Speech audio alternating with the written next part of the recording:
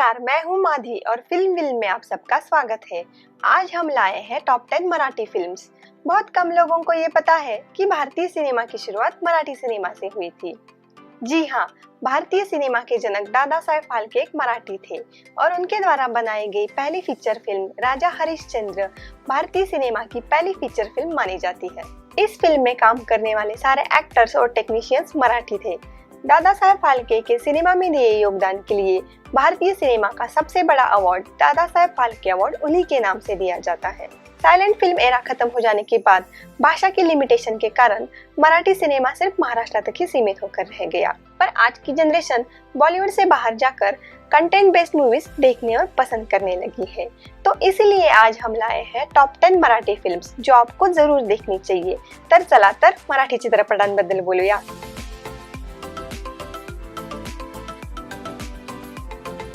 10वें नंबर पर आती है फिल्म बालगंधर्व।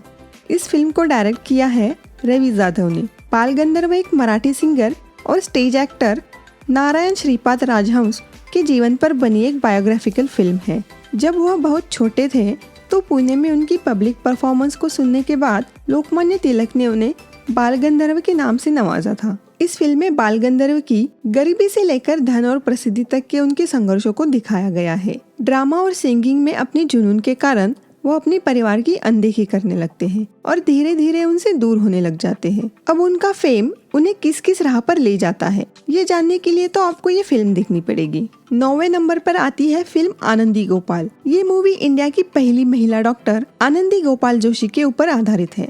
आनंदी की शादी 9 साल की उम्र में गोपाल राव जोशी के साथ हो जाती है, जो आधुनिक विचारधारा रखते थे और महिलाओं के एजुकेशन का समर्थन करते थे। 14 साल की उम्र में आनंदीबाई एक बच्चे को जन्म देती है, जो 10 दिन में मेडिकल केयर न मिलने के कारण मर जाता है और यहाँ से आनंदीबाई के जीवन में एक अलग मोड़ आ जाता है। इसके बाद आनंदीबाई डिसाइड करती है कि वो बहुत पढ़ाई करेंगी और एक दिन डॉक्टर बनेंगी, क्योंकि उस जमाने में गर्भवती महिलाओं को अपने प्रॉब्लम्स अंग्रेज डॉक्टर को बताने में दिक्कत होती थी और इस वजह से उन्हें अच्छे से मेडिकल केयर नहीं मिलती थी। आनंदीबाई ने खूब मेहनत की और एक दिन डॉक्टर बनकर दिखाया। इसमें उनका साथ दिया उनके पति गोपाल राव ने।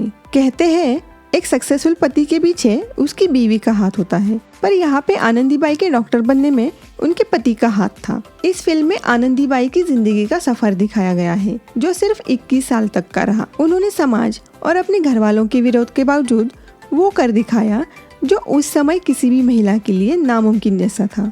8वें नंबर पर आती है फिल्म हिरकणी। ये कहानी एक आम औरत की है, जिसके साहस और ममता की प्रशंसा स्वयं छत्रपति शिवाजी महाराज ने भी की।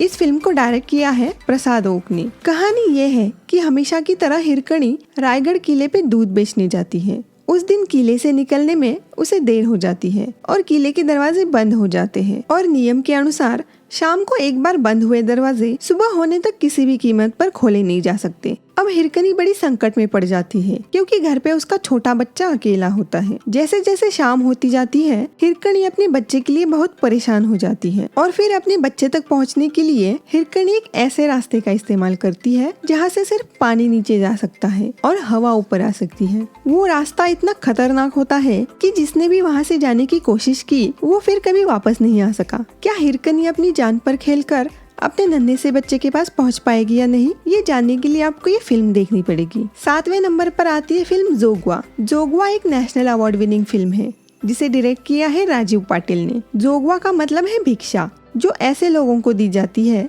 जिन्हें उनके परिवार ने देवी यल्लम्मा की सेवा के लिए जबरदस्ती घर से निकाल दिया है। ऐसे लोग अपनी मर्जी से जिंदगी नहीं जी सकते और न ही उन्हें सामाजिक जीवन जीने का हक होता है और उनके साथ गुलामों जैसा व्यवहार किया जाता है। 2008 में रिलीज हुई ये फिल्म एक ऐसी प्रथा को दर्शाती है जो महाराष्ट्र और कर्नाटक के ग्रामीण इलाके में आज तक चल रही है और बहुत सारे लोग इस प्रथा में झुलस रहे हैं। जोगवा फिल्म एक ऐसे ही जोगता और जोगतिन की लव स्टोरी है, जिन्हें उनके घर वालों ने निकाल दिया है, जो इस प्रथाओं से दूर जाकर अपनी एक खुशहाल जिंदगी बिताना चाहते हैं। पर क्या ये समाज उन्हें ऐसा करने देता है, ये आपको फिल्म में देखने को मिलेगा। 6वें नंबर पर आती है फिल्म सैराट। ये फिल्म अपने रिलीज होने के कुछ ही दिनों में बॉक्स ऑफिस पर सक्सेसफुल बन गई और ये अब तक की सबसे अधिक कमाई वाली मराठी फिल्म है।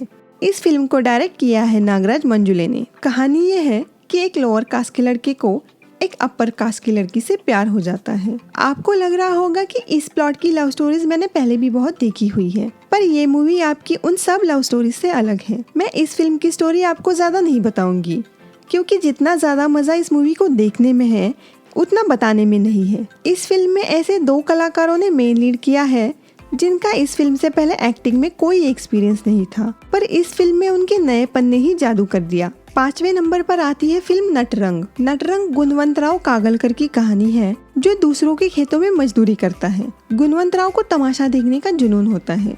तमाशा महाराष्ट्र की popular theatrical folk art form को कहा जाता है। एक दिन गुणवंतराव अपनी नौकरी खो देता है और अपना घर चलाने के लिए वो अपने दोस्तों के साथ एक थिएटर कंपनी खोलता है। कंपनी तो खुल जाती है, पर उस कंपनी के लिए एक फीमेल डांसर की तलाश होती है। बहुत ढूंढने के बाद उसे डांसर तो मिल जाती है, पर डांसर की एक शर्त होती है। वो कहती है, मैं तभी डांस करूंगी अगर कोई नाचा की भूमिका में मेरे साथ स्टेज पर डांस करेगा। नाचा का मतलब होता है जो पुरुष तो है, पर उसके हाव भाव, बोली भाषा स्त्रियों की तरह है। इज्जत और शर्म के कारण कोई भी नाचा का कैरेक्टर करने के लिए तैयार नहीं होता। गुणवंतराव के दोस्त उसे ही नाचा बनने के लिए कहते हैं। गुणवंतराव इसके लिए तैयार तो हो जाता है, पर नाचा बनने के बाद उसके जीवन में जो भूचाल आता है वो जानने के लिए आपको ये फिल्म देखनी पड़ेगी। 4थे नंबर पर आती है फिल्म कटियार काळजात घुसली।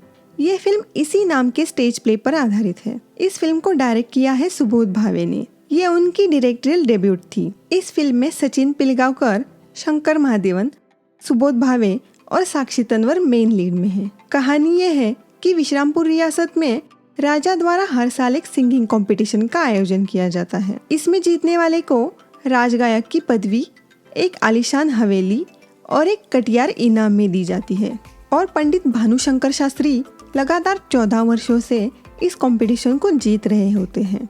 एक दिन उन्हें धोखे से एक अन्य शास्त्रीय गायक खान साहब बरेली वाले हरा देते हैं। कुछ साल बाद भानु शास्त्री का शिष्य सदाशिव खान साहब को गायकी में हराने के लिए राज दरबार में आता है। अब क्या वो खान साहब को हरा पाएगा या नहीं, ये जानने के लिए आपको ये फिल्म देखनी पड़ेगी। इस फिल्म की बढ़िया डायरेक्शन, शंकर महादेवन और महेश कालेजी की बेहतरीन क्लासिकल सिंगिंग और मन को मोह देने वाला शास्त्रीय संगीत इस फिल्म को 4 चांद लगा देते हैं। 3रे नंबर पर आती है फिल्म वळू। 2008 में रिलीज हुई वळू फिल्म एक कॉमेडी मूवी है, जिसे डायरेक्ट किया है विनायक कुलकर्णी ने। इस फिल्म की कहानी है महाराष्ट्र के एक छोटे से गांव कुसवडे की, जहां पर एक वळू होता है, मतलब पवित्र बैल, जो खेतों में काम नहीं करता और उसे पालने की जिम्मेदारी समाज की होती है। वो गांव में कहीं भी घूम सकता है और कोई उसे मारता भगाता नहीं। पर कहानी में ट्विस्ट तब आता है जब ये वळू यानी बैल एग्रेसिव हो जाता है और गांव में हड़कंप मचा देता है। अब उस बैल को पकड़ना गांव के नेताओं के लिए एक पॉलिटिकल इशू बन जाता है। इसलिए गांव के सरपंच सरकार से बैल को पकड़वाने की रिक्वेस्ट करते हैं और उस काम के लिए ना चाहते हुए भी जाना पड़ता है एक फॉरेस्ट ऑफिसर को, जो कि है अतुल कुलकर्णी।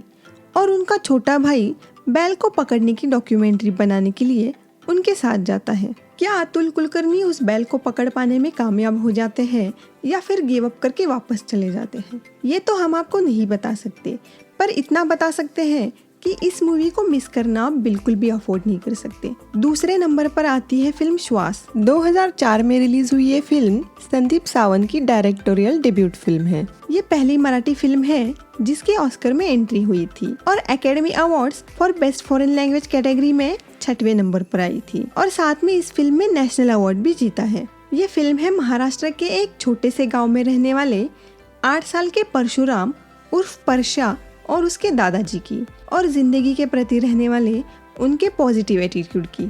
अपने दादाजी के साथ खुशहाल जिंदगी जीने वाले परशा की आंखें दिन ब दिन कमजोर होती जाती है और उसका इलाज करने के लिए उसके दादाजी उसे मुंबई के हॉस्पिटल में ले जाते हैं। वहाँ जाके उन्हें पता चलता है कि परशा को रेटिनल कैंसर हुआ है और इसका इलाज सिर्फ यही है कि जितनी जल्दी हो सके उसका ऑपरेशन करवाया जाए। पर इससे भी दुखद सिचुएशन ये होती है कि अगर उन्होंने उसका ऑपरेशन करवाया तो जिंदगी भर के लिए परशा की आंखों की रोशनी चली जाएगी, और अगर नहीं करवाया तो वो अपनी जिंदगी गंवा सकता है। अब उसके दादाजी को न सिर्फ ये मुश्किल डिसीजन लेना है, बल्कि परशा को ये भी बताना है कि उसकी जिंदगी हमेशा के लिए अंधेरे में डूबने वाली है। अब परशा का आगे क्या होता है उसका ऑपरेशन होता है या नहीं ये आपको फिल्म ही बता सकती है। हम तो सिर्फ इतना बता सकते हैं कि यह फिल्म आपको इमोशनल कर देगी और जिंदगी को एक अलग नजरिए से देखने के लिए मजबूर कर देगी। पहले नंबर पर आती है फिल्म हरिश्चंद्राची फैक्ट्री। इस फिल्म को डायरेक्ट किया है परेश मोकाशी ने। ये मूवी इंडियन सिनेमा के जनक दादा साहेब फाल्के की बायोपिक है। दादा साहेब फाल्के ने इस देश को पहली Indian full length feature film दी है। 1913 में मुंबई के एक थिएटर में दादा साहेब फाल्के ने लाइफ ऑफ क्राइस्ट मूवी देखी और उनके ऊपर मूवी बनाने का जुनून सवार हो गया और यही जुनून उन्हें लंदन लेके जाता है, जहाँ वो फिल्म मेकिंग के टेक्निक सीखते हैं और वापस इंडिया के राजा हरिश्चंद्र के ऊपर पहली फीचर फिल्म बनाने का डिसीजन लेते हैं। इस बीच उनके सामने कैसी कैसी मुसीबतें आई, उन्होंने उनको कैसे मात देकर वो मूवी बनाई, ये सब इस फिल्म में बहुत ही मनोरंजक तरीके से दिखाया गया है। भारतीय सिनेमा के जनक दादा साहेब फाल्के पर बनी ये फिल्म मराठी सिनेमा का उनके लिए एक ट्रिब्यूट है। ये मूवी हर एक फिल्म प्रेमी को जरूर देखनी चाहिए। तो आज के लिए इतना ही।